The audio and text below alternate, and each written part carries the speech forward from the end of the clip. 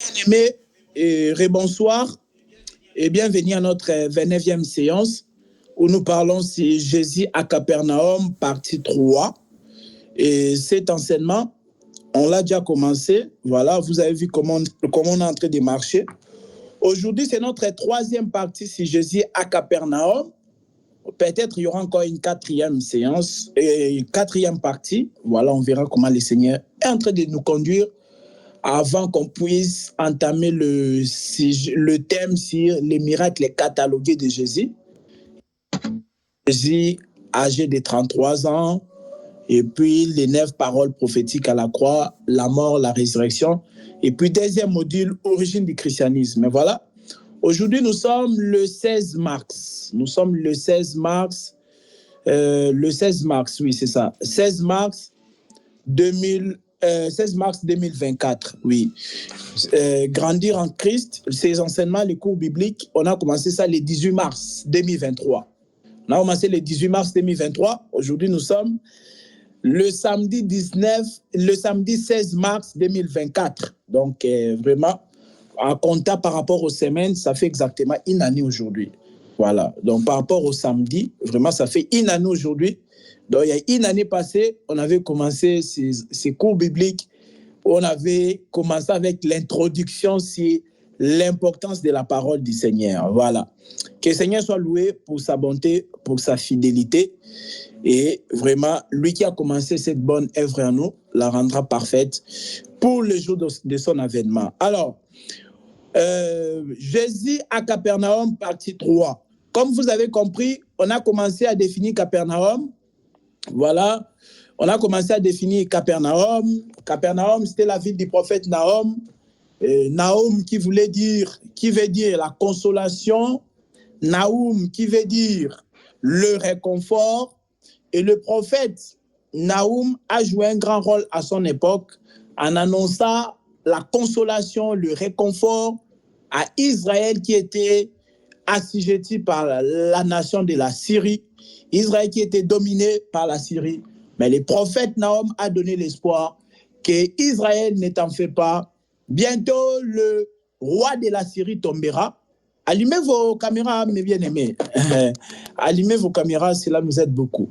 Voilà. Donc, le prophète Nahum a annoncé que bientôt, le roi de la Syrie va tomber. Bientôt, il y aura sa déchéance. Et c'est comme ça Israël sera donc libéré. Donc, en partant de ça, on avait vu déjà la définition du Capernaum. Capernaum veut dire la ville du prophète Nahum. Le prophète Nahum a demeuré là-bas. Et suite à cela, on a appelé ça Capernaum, ville de Nahum, ville de consolation, ville de réconfort, parce que la particularité du prophète Nahum, c'est d'apporter la consolation, le réconfort. Donc, Capernaum aussi, comprenez, c'est la ville où Jésus a fait de nombreux miracles. Voilà, la marche de Jésus, comme vous savez là, de 3 ans. Jésus a marché 3 ans. Il a marché 3 jours. Il a dit d'aller dire à ses renards. Les pharisiens disent, viens dire à Jésus, voilà, Hérode cherche à te faire mourir. Il a dit quoi? Dans Luc chapitre 13, versets 32 à 33, on vient dire à Jésus que Hérode est en train de te chercher pour te faire mourir. Jésus l'a dit, allez dire à ces renards que je prêche aujourd'hui, demain, et le 3e jour, j'aurai fini. La prédication ne dure que 3 jours. La prédication ne dure que 3 jours. Si ça devient 4 jours, 5 jours, c'est démoniaque. Ça doit durer que 3 jours. J'entends les gens dire que Jésus a fait 3 ans et demi de ministère. Non, ça c'est anti-biblique. Ça, c'est pas vrai. Jésus n'a pas eu 3 ans de ministère, 3 ans et demi de ministère, pas 3 ans et demi, non. Il a eu que 3 ans, en d'autres termes, 3 jours. Il a dit, allez dire à ces renards. Jésus l'appelait Hérode renard. Et d'autres gens aujourd'hui, quand il insulte, il se permet d'insulter les gens. Et il dit, de toute façon, Jésus avait insulté aussi. Jésus l'a dit, les races de vipères, allez dire à ces renards. Donc, ils ont dit que quand Jésus l'a dit, allez dire à ces renards, on a dit qu'il a appelé, il a traité Hérode de renard. Alors que non. Quand Jésus parle, c'est différent par rapport à quand toi tu parles. Parce que Jésus, c'est un prophète. Quand il dit, allez dire à ces renards, Jésus étant prophète, il voyait l'écriture des cantiques. Mais on ne va pas les lire. Pour ceux qui écrivent, pour ceux qui sont en train d'écrire, notez, Cantique des Cantiques, chapitre 2, le verset 15. Là, il est dit quoi? Il est dit que les renards sont ceux qui ravagent la vigne. La vigne. La vigne, les renards sont là en train de ravager. Ils sont là en train de détruire la vigne. C'est ça le travail des renards. Donc, il voulait dire que Hérode, il veut détruire moi, Jésus, parce qu'il voulait faire périr Jésus. Il dit, allez dire à ces renards. Donc, Jésus disait que moi étant la vigne. Parce que dans Jean chapitre 15, verset 1, Jésus l'a dit, je suis la vigne. Donc, Jésus, il est la vigne. Quand Hérode cherche à les faire mourir, c'est-à-dire Hérode, automatiquement, il devient renard par rapport à quelle écriture? Par rapport à Cantique des Cantiques, chapitre 2, verset 15. Donc, quand Jésus l'a dit, allez dire à ces renards, quand il a appelé Hérode et renard, ça, ce n'est pas, c'est pas un permis de conduire pour que toi, tu commences à insulter les gens. Maintenant, tu commences à circuler partout pour insulter les gens. Non. Ce n'est pas une permission pour que toi, tu te permets à insulter les gens. Non. Et quand Jésus l'a dit, allez dire à ces renards, il voyait, Cantique des Cantiques, chapitre 2, verset 15, on explique que les renards sont là pour ravager, sont là pour détruire ce qui est la vigne. Très important. Donc, pour vous dire que Jésus a fait une marche de 3 jours. La prédication ne dure que 3 jours ou 3 ans. Parce que 3 jours, c'est 3 ans. Ézéchiel, chapitre 4, verset 6. Dieu dit au prophète, fils de l'homme, écoute, tu compteras 1 jour pour une année. Vous voyez, Ézéchiel 4, verset 6. Donc, si 1 jour égale une année, alors 3 jours égale 3 ans. Et encore l'écriture de Nombres, chapitre 14, verset 34 aussi. Dieu dit va considérer une année, 1 jour comme étant une année. Donc, si 1 jour égale une année, alors 3 jours égale 3 ans. Donc, Jésus a montré que sa marche, sa prédication là, c'était de 3 jours. Je prêche aujourd'hui, demain et après-demain. Aujourd'hui, demain, après-demain, j'aurai fini. Ça doit durer que 3 jours. Et lui-même l'a précisé quand vous lisez encore Luc chapitre 13, à partir du verset 32, vous descendez. Il dit, mais il faut que je prêche 3 jours et après cela, j'aurai fini. Donc, la prédication de Jésus n'a fait que 3 jours, en d'autres termes, 3 ans. Voilà pourquoi la Bible dit qu'il a commencé son ministère à 30 ans. Il a fini à 33 ans. Pas 33 et demi, non. Il a fini à 33 ans. Très important. Bon, maintenant, durant ces 3 ans-là de ministère, il y a eu la ville où Jésus a fait beaucoup de miracles. Il a fait de nombreux miracles. C'était la ville de Capernaum, bien-aimé. Dans la ville de Capernaum, Jésus a fait beaucoup de miracles. Et comme je vous ai dit que cela était aussi signifiant, cela était aussi significatif. Pourquoi? Parce que Capernaum, c'est un peuple qui était dans les ténèbres. Capernaum veut dire la consolation. Un peuple qui attend la consolation. Et Jésus, quand il entre là-bas, comme étant la lumière, Jésus doit porter la consolation. Parce qu'on dit que Jésus est la lumière. Donc on a compris que nous aussi, la Bible nous dit, nous sommes aussi une lumière. Matthieu chapitre 5, verset 14. Vous êtes la lumière du monde. Une ville située sur une montagne ne peut pas être cachée. Donc nous sommes la lumière, on doit aussi apporter la consolation. Pas de querelles, pas de disputes, pas de choses de païens. Mais nous devons aussi apporter la consolation. Mais aujourd'hui, il y a des gens, ils sont champions pour aller les dimanches, ils cherchent sa Bible. Il y a plein de poussières sur sa Bible. Il commence à souffler. Il est en train d'essuyer sa Bible pour aller à l'église. Mais c'est quelqu'un qui sème la division parmi les bien-aimés. C'est quelqu'un qui n'aime pas la paix. Mais il se dit aussi qu'il est chrétien. Ah, il y a un problème. Il y a encore un problème parce qu'un chrétien, c'est la lumière. La lumière doit annoncer la consolation.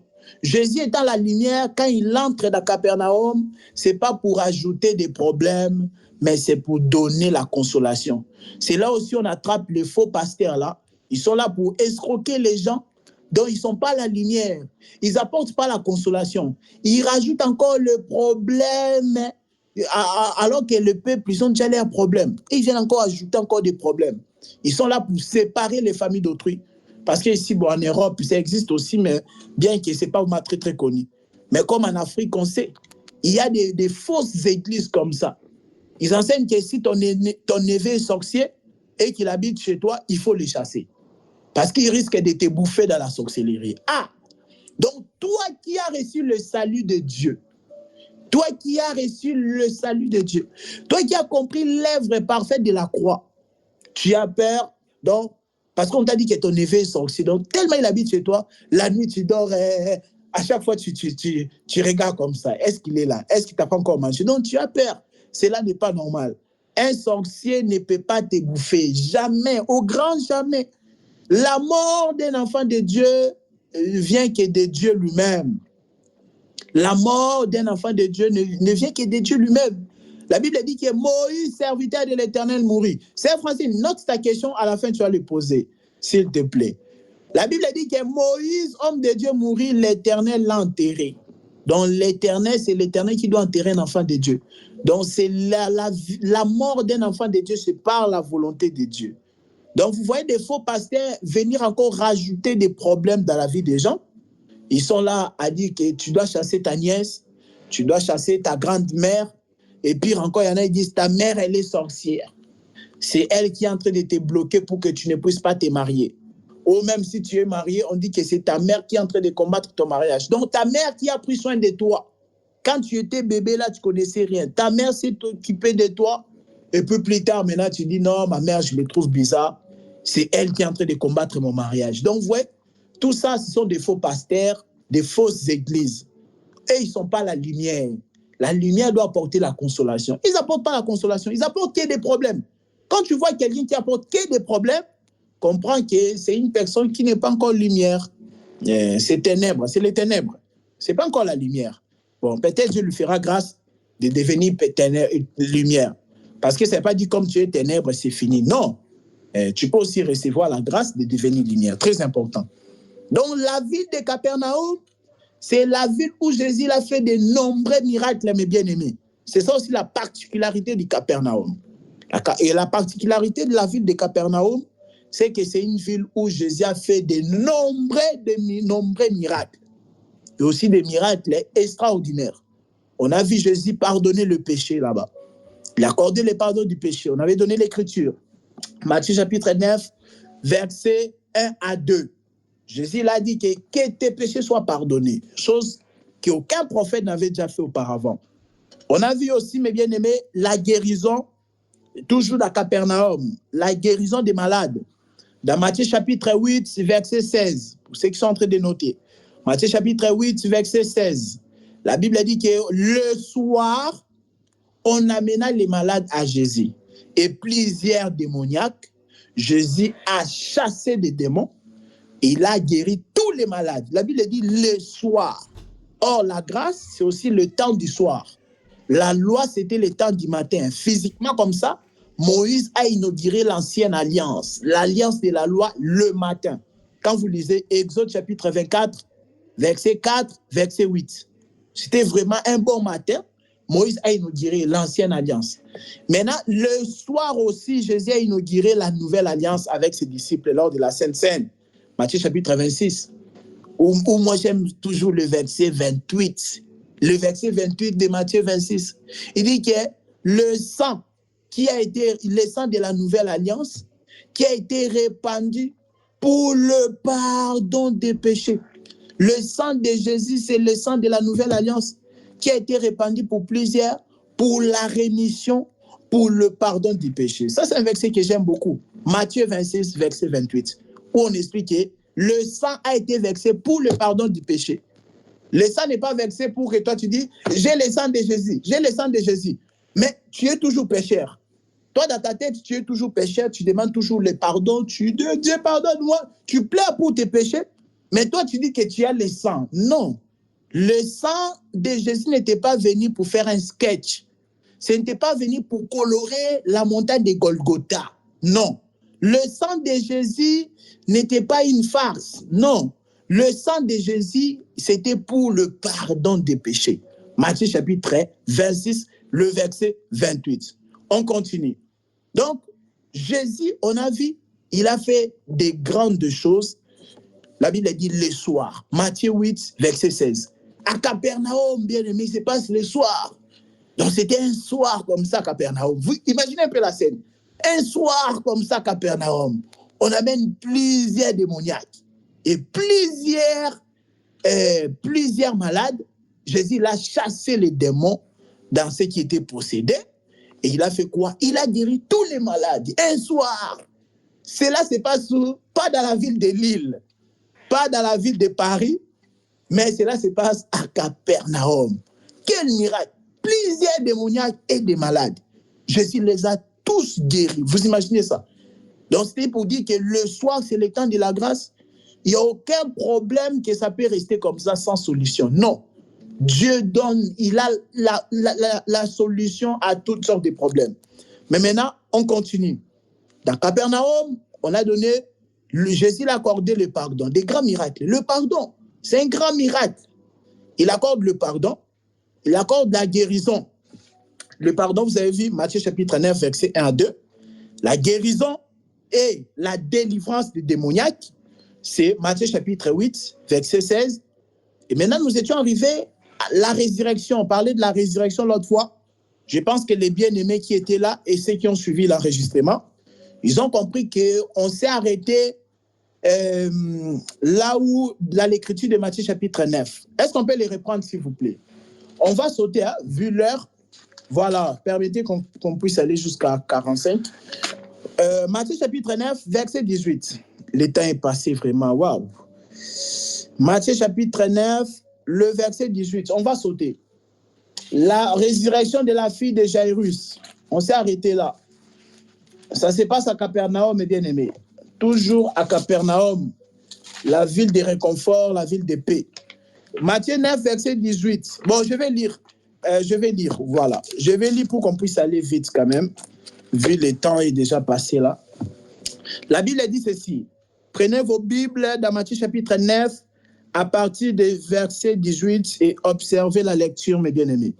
La Bible dit, tandis qu'il leur adressait ces paroles, voici, un chef arriva, se prosterna devant lui, c'est-à-dire devant Jésus. Il est en train de faire ses enseignements, ses discours comme d'habitude.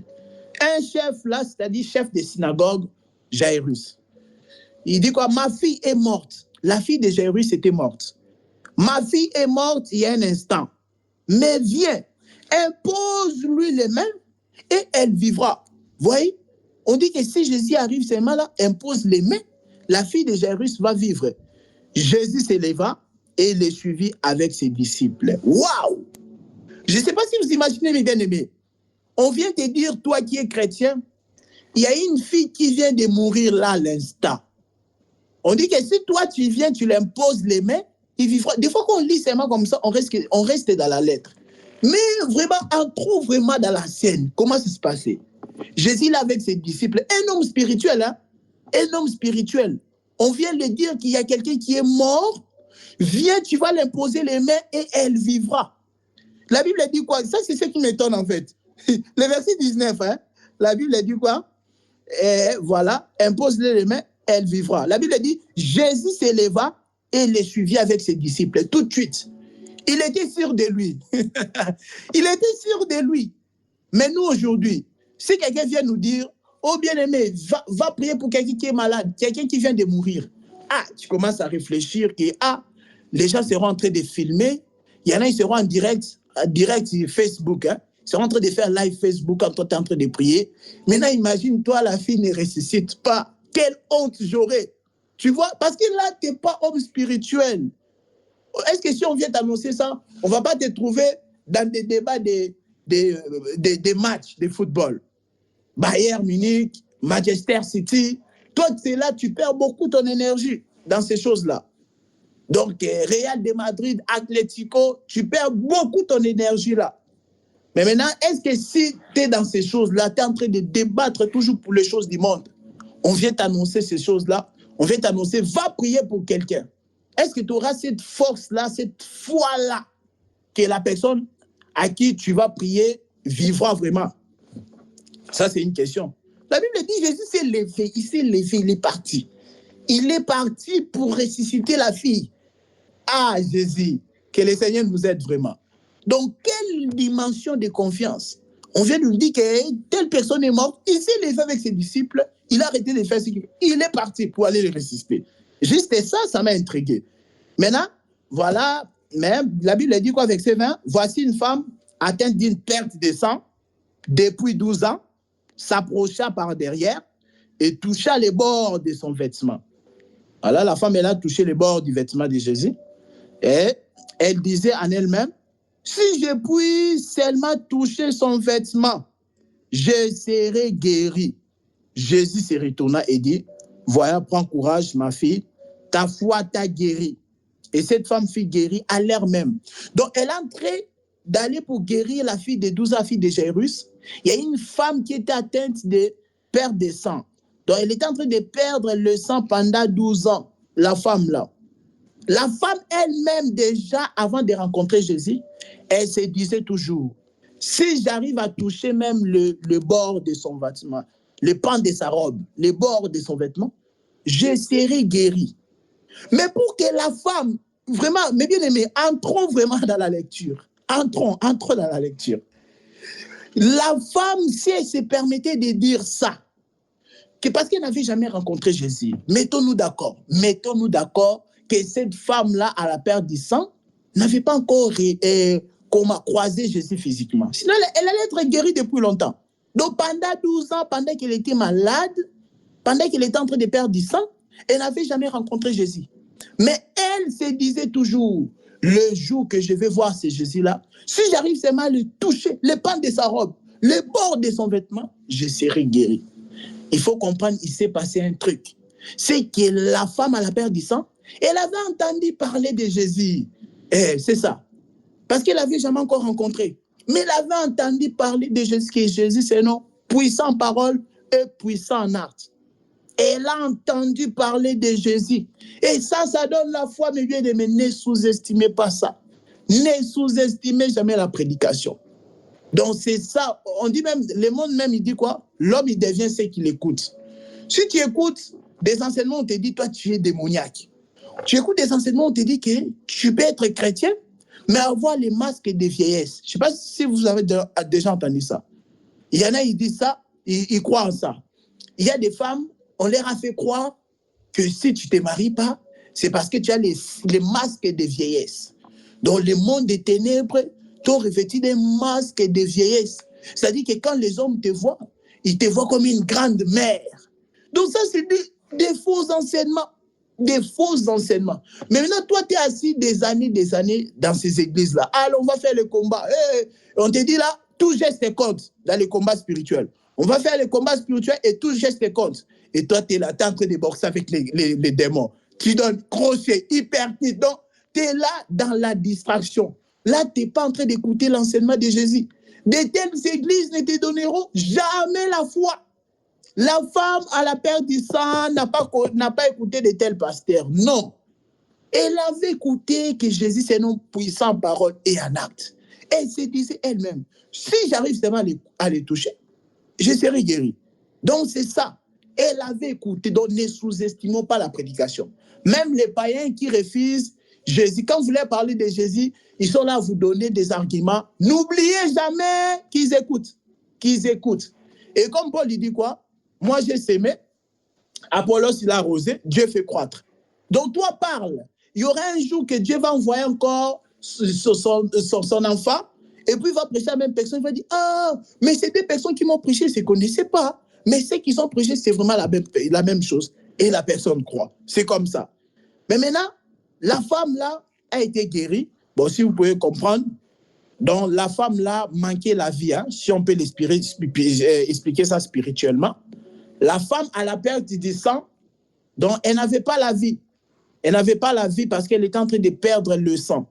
Lévitique chapitre 17, verset 11.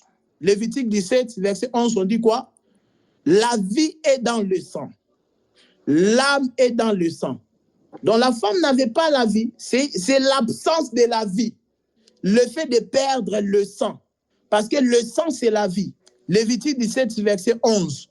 La vie, le sang, c'est vraiment c'est vraiment le signe du sang. Le sang, c'est le signe de la vie. La femme est en train de perdre le sang, mais comme pendant 12 ans. Et aussi 12, on avait enseigné ici, lorsqu'on a abordé le thème Jésus âgé de 12 ans. Ah, ça fait longtemps, hein, c'était en 2023. Jésus âgé de 12 ans, on avait vu que le chiffre 12, c'est le chiffre de l'enseignement. Jésus à 12 ans, il était en train d'enseigner dans le temple, donc c'était le chiffre de l'enseignement. À 12 ans, il enseignait. Il enseignait les docteurs là, tout ça, tout ça. Il donnait l'intelligence et il répondait aux questions. Donc on avait dit que le chiffre 12, c'est l'enseignement. Voilà pourquoi les apôtres, ils étaient au nombre de 12. Mais qu'est-ce qu'ils faisaient, les apôtres? La particularité des apôtres, c'était quoi? C'était d'annoncer l'enseignement de Jésus-Christ. Donc le chiffre 12, c'est le chiffre des apôtres, le chiffre de l'enseignement. Donc cette dame ici, la femme à la perte du sang, elle est en train de perdre le sang. Le sang, je vous ai dit que c'est la vie. Par rapport à Lévitique 17, verset 11, c'est la vie. Et aussi, le chiffre 12, c'est la vie. Parce que l'enseignement, c'est aussi la vie. Donc, c'est la même chose. 12 et le sang, c'est la même chose. Le sang et le chiffre 12, c'est la même chose. Le chiffre 12, c'est l'enseignement qui est la vie. Le sang aussi, c'est la vie. Donc, c'était l'absence de la vie. La loi était en train de lui faire perdre le sang. C'est ça. La loi était en train de lui faire perdre le sang. C'est-à-dire, la loi était en train de le tuer, mes bien-aimés. Parce que Ézéchiel, chapitre 20, verset 25, Dieu a dit que j'ai donné la loi, les préceptes à la maison d'Israël. Mais il ne pouvait pas vivre de cela. Dieu lui-même, il sait que quand il a donné la loi, ce n'était pas que pour Israël puisse vivre. Mais les gens aujourd'hui m'étonnent. Ils sont en train de faire semblant comme si ils sont radicaux, comme si ils respectent la loi. Arrêtez ça, arrêtez ça. Dieu lui-même, il dit dans Ézéchiel chapitre 20, le verset 25. Il dit, quand je vous ai donné la loi, c'était pour vous tuer. Dieu lui-même, il a dit ça. Maintenant, toi, tu veux dire quoi encore? Tu veux maintenant discuter avec Dieu que toi, tu as raison. Mais alors que c'est Dieu qui avait donné sa loi, il te dit, ça ne sert à rien de suivre ça, parce que quand j'ai donné ça, c'était pour te tuer. Maintenant, toi, tu veux dire quoi encore? Rien. Dis seulement Amen. Tais-toi. Tais-toi, dis Amen. C'est tout. Mais maintenant, on continue. La Bible dit quoi? Il a rencontré la femme à perdre du sang. On a expliqué la femme à perdre du sang. C'est l'absence de la vie. Donc, on n'avait pas la vie. On était en train de perdre le sang pendant 12 ans. Et Jésus, maintenant, il est venu. Quand on a croisé Jésus, Jésus nous a guéris. Très important. Mais pour que Jésus te guérisse, tu dois aussi avoir la foi. C'est ça, Éphésiens chapitre 2.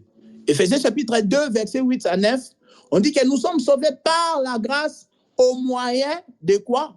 Au moyen de la foi. La Bible dit, ce n'est point par les œuvres, afin que personne ne se glorifie. Ce n'est pas par les œuvres que nous sommes sauvés, mais par la foi. Mais la foi vient comment? En écoutant.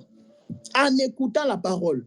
Parce que la femme là, après 10 ans, elle s'était dit que si seulement j'arrive à les toucher, alors je serai guéri. Elle avait écouté.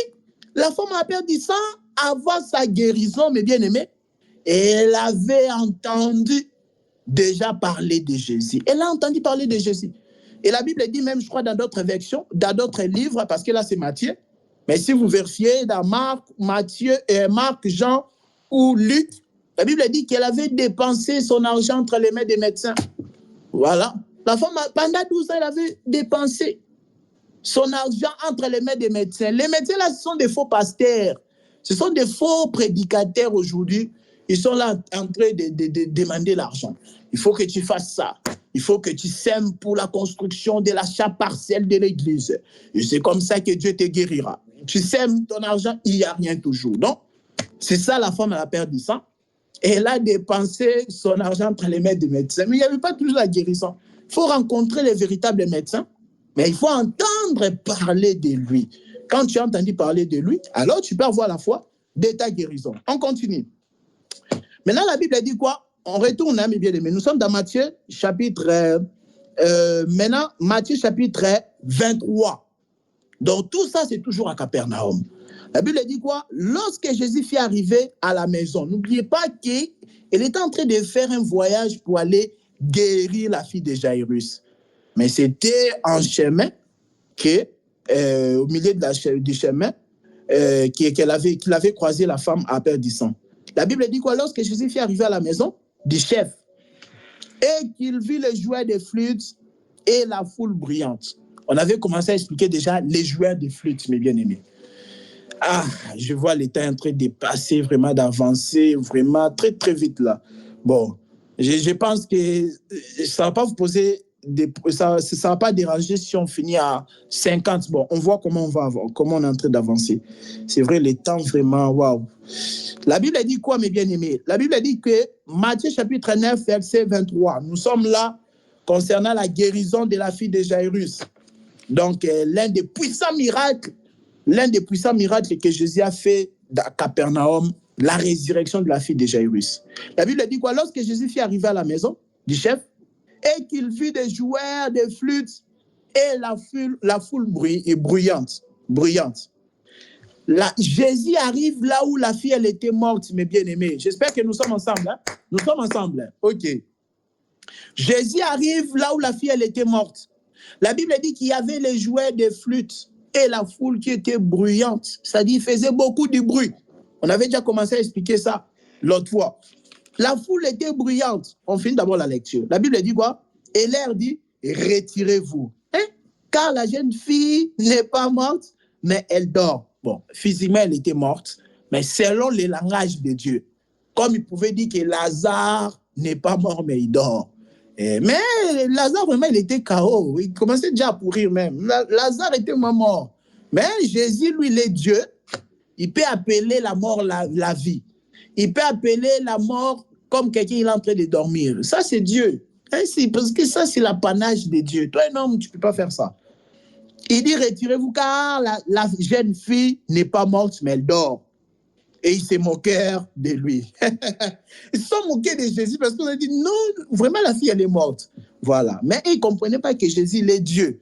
Et seul Dieu peut faire des trucs comme ça. Seul Dieu peut faire des trucs comme ça. Il peut frapper Adam d'un profond sommeil. Un profond sommeil, mes bien-aimés, c'est la mort. Hein? Il a frappé Adam d'un profond sommeil. Pendant tout ce temps-là, il a créé Ève. Après, Adam s'est réveillé après. Vous voyez? Maintenant, la Bible dit quoi? Quand la foule était renvoyée, il entra, là c'est Jésus, prit la main de la jeune fille et s'éleva. Le verset 26, soulignez cela. Le bruit s'en répandit dans toute la contrée. Ah, j'aimerais attirer votre attention sur deux choses, mes bien-aimés. La Bible dit que dans le verset 23, qu'il y avait des bruits, des jouets, des flûtes avant la résurrection de la fille. Maintenant, quand la fille est ressuscitée, c'est-à-dire Jésus a intervenu forcément pour que la fille puisse ressusciter. La Bible dit, le bruit s'en répandit dans toute la contrée. Il y a deux sortes de bruits. C'était ça même notre sous-thème d'aujourd'hui. Notre sous-thème d'aujourd'hui, mais je pense qu'on ne va pas pouvoir les finir aujourd'hui alors. On va continuer ça prochainement, notre sous-thème. Le bruit avant et après la résurrection de la fille de Jairus, mes bien-aimés. Il y a un bruit avant la résurrection de la fille de Jairus. Il y a aussi un autre bruit après la résurrection de la fille de Jairus, mes bien-aimés. Et j'avais déjà commencé à expliquer le premier bruit là. Le bruit avant la résurrection de la fille de Jairus, c'est quoi? Le bruit là, c'était le jouet de flûte. Il faisait du bruit. Faire le bruit avec les instruments de musique, c'est faire entendre un son qu'on n'a pas besoin. La fille qui est morte n'a pas besoin des sons, des instruments musicaux, des jouets de flûte là. Ça, c'est un son qu'on n'a pas besoin. On a besoin d'un son qui crie « Lazare sort ». C'est ça. On a besoin d'un son qui dit que « Oh, fille de Jairus, reviens à la vie ». C'est le seul son qu'on a besoin quand on est mort. Les chrétiens qui sont morts, le jour de l'enlèvement, ils auront besoin de dire « reviens à la vie ». Parce que Dieu qui l'a fait retourner, il a fait retourner les hommes dans la poussière. C'est lui aussi qui va dire « reviens à la vie ». Moïse l'avait dit ça, dans Psaume 90. Il a dit « Dieu a la capacité de dire « Fils de l'homme, retourne à la poussière ». Donc Dieu qui fait retourner à la poussière, c'est lui aussi qui a la capacité de te faire revenir à la vie, mes bien-aimés. Donc c'est le son qu'on a besoin d'entendre. C'est pourquoi dans les livres des Jean, la Bible dit quoi? L'heure vient où les morts entendront la voix du Fils de Dieu. Et la Bible dit que et ceux qui auront entendu la voix du Fils de Dieu reviendront à la vie. Bon, ça encore, on va continuer tout ça aussi. On va revenir sur cette écriture des Jean qui dit que l'heure vient où les morts entendront la voix du Fils de Dieu. Et ceux qui auront entendu la voix du Fils de Dieu reviendront à la vie. Donc, avant la résurrection de la fille de Jairus, il y a eu le bruit. Et le bruit d'avant la résurrection, c'est le bruit qui est produit par le jouet des flûtes. Le jouet des flûtes, ce sont des gens qui font entendre les sons qu'on n'a pas besoin. Comme je vous avais dit l'autre fois, que ça représente les brigands. Les brigands, c'est-à-dire des faux prédicateurs qui étaient venus avant la prédication de Jésus. Voilà pourquoi Jésus n'avait pas honte, mes bien-aimés. Je vous ai dit au départ que la prédication doit être claire. Un prédicateur, quand il prêche, sa prédication doit être claire. Il ne doit pas prendre 4 chemins. Non. Jésus, il était clair dans Jean chapitre 10, verset 8. Il dit quoi? Tous ceux qui sont venus avant moi sont des voleurs et des brigands. Mais moi, je dis Amen. Mais maintenant, toi, tu vas commencer à te poser la question. Ah, Jésus, Moïse était un brigand. Oui, Moïse était un brigand. Et qui d'autre? Élie, c'était un brigand. Élie, c'était un brigand. Qui d'autre? Ils étaient des brigands. Jésus l'a dit, tous ceux qui sont venus avant moi, c'était des bandits, des brigands, des voleurs. Ah là là là là. Il a dit, c'était des brigands. Mais toi, ça va te choquer. Non, ne sois pas choqué. C'est-à-dire, ils étaient des voleurs et des brigands. C'est-à-dire, ils ne donnaient pas la vie. Rappelle-toi toujours dans les livres des gens. On dit quoi? Que les voleurs ne viennent que pour. Vous vous rappelez? Les voleurs ne viennent que pour égorger, détruire et dérober. Mais moi, je suis venu pour donner la vie. Donc, on dit les voleurs ne viennent que pour tuer, tout ça. C'est la loi qui est venue nous tuer. Vous voyez? Donc, c'est-à-dire que quand il dit ça, tous ceux qui sont venus avant moi sont des voleurs et des brigands. C'est-à-dire qu'ils n'ont pas donné la vie. Donc, les jouets des flûtes aussi sont venus, ils ont précédé Jésus devant le corps mort de la fille de Jairus. Ils ont précédé Jésus et ils étaient en train de répandre un mauvais bruit. Est-ce qu'on peut lire une écriture, mes bien-aimés, s'il vous plaît? Exode, dans 5 minutes, on atterrit. Dans 5 minutes, on atterrit. Exode, chapitre 23, verset 1. Donc, le sous-thème de ce soir, c'était le bruit avant la résurrection de la fille de Jairus. Et puis, en thème, nous avons Jésus à Capernaum. Exode chapitre 23, il est dit quoi, mes bien-aimés? Verset 1. Tu ne propageras pas de faux bruits, tu ne t'associeras pas aux méchants pour faire un faux témoignage. Voilà. Et le verset 2? Le verset 2 dit quoi? Tu ne suivras pas la majorité pour faire le mal, et tu ne déposeras pas dans un procès en te mettant du côté du grand nombre pour violer la justice. Amen. Merci beaucoup. Donc, on a dit quoi? Exode chapitre 23, verset 1. Dieu en a horreur de faux bruits. Donc, écoutez bien, mes bien-aimés. Dieu dit que tu ne répandras pas de faux bruits à ton prochain. Des faux bruits. Donc, il y a aussi des bons bruits. Des vrais bruits. Mais tu dis que les faux bruits, j'en ai horreur. Non. Il ne faut pas répandre des faux bruits. Les jouets de flûte devant le corps de la fille de Jairus, c'était des faux bruits qu'ils étaient en train de répandre. Matthieu chapitre 9, verset 23. La Bible dit clairement qu'ils étaient bruyants. Donc, ce n'est pas moi. C'est la Bible qui dit qu'ils étaient bruyants. Donc, ils étaient en train de faire du bruit et les joueurs de flûte et la foule. Ils étaient là en train de faire du bruit. Le bruit là qui ne donne pas la vie. Parce qu'il y a un bruit qui donne la vie, mes bien-aimés. Mais ça, on verra ça prochainement. Il y a un bruit qui donne la vie. Mais aussi le bruit qui ne donne pas la vie. C'est-à-dire, tu fais du bruit, mais la fille de Jairus est toujours morte. Il n'y a pas de résurrection. Ah, là, le Seigneur en est horaire. Il est en horaire de faux bruits. Voilà pourquoi il a dit à Moïse dans Exode 23, verset 1, il a dit, dis-leur que tu ne répandras pas de faux bruits.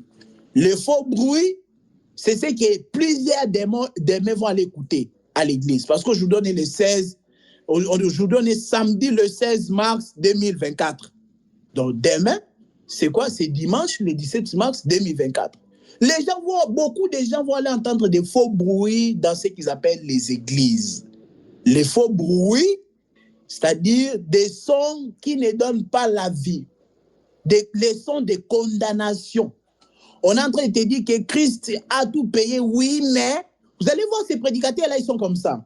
Ils vont d'abord répéter les chrétiens, mais ils rajoutent mais après. Quand ils rajoutent mais là, ils contredisent déjà ce qu'ils viennent de dire avant. C'est comme ça. C'est ça. Le diable, en fait, il ne dit pas qu'il y a à Ève, voilà, non.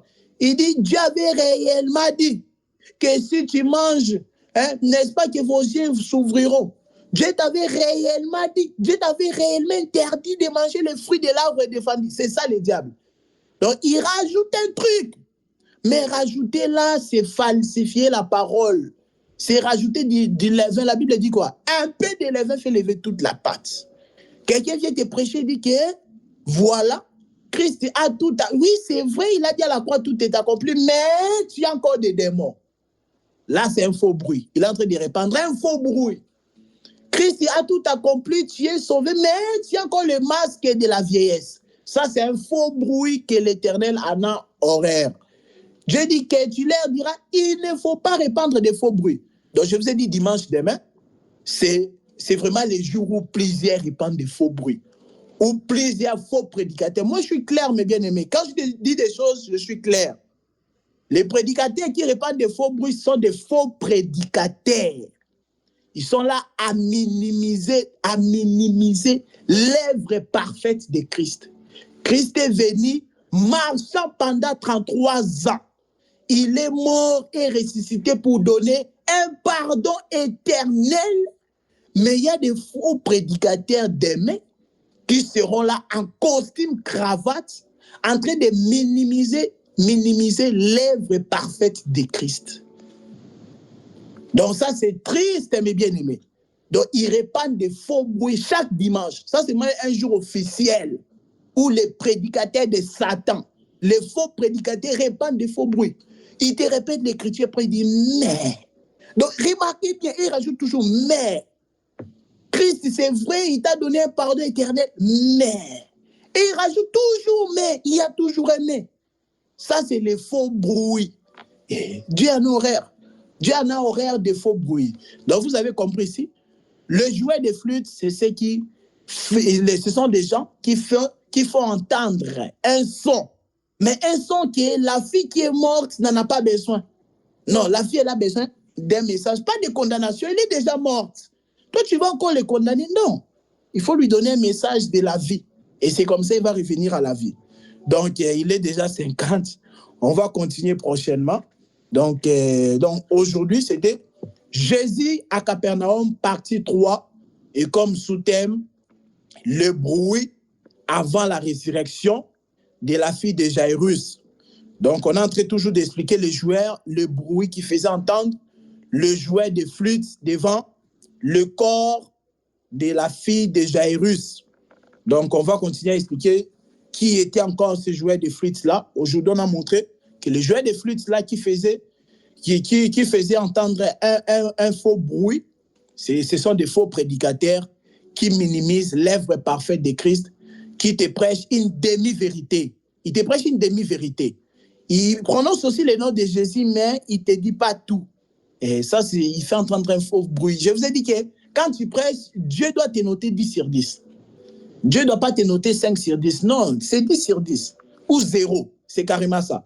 Voilà, mes bien-aimés, on va continuer prochainement à expliquer les jouets de flûte là comme étant des prophètes, vraiment avec les Écritures en appui. Que le Seigneur soit loué pour cette séance. Oui, frère Joachim. Oui, c'était juste pour dire que des fois dans la Bible, le faux bruit, ça correspond aussi aux calomnies, vu que la calomnie, c'est un faux bruit. Amen, amen, amen. Merci beaucoup. Je pense que les bien-aimés, ils ont écouté, et puis c'est aussi entré dans l'enregistrement. Les calomnies, les querelles là, surtout que les calomnies vraiment Ce que les gens ne savent pas, c'est que ça sème la division parmi les bien-aimés.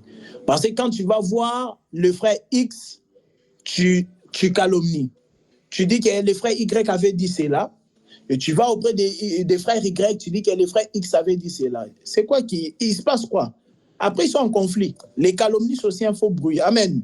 Vraiment, voilà, vous pouvez encore rajouter des choses sur la liste là, des faux bruits. Donc, c'est ça, des faux témoignages, même à la suite des Exode 23.1, là, la Bible les dit. Voilà, les faux bruits, c'est des fausses prédications, des calomnies aussi compris. Oui, c'était ça, frère Joachim. Il y a qui en bas qui a levé la main? Je ne vois pas. C'est le frère Serge. Non, ok, c'est une erreur. Est-ce qu'il y a des questions? C'est à l'arrière.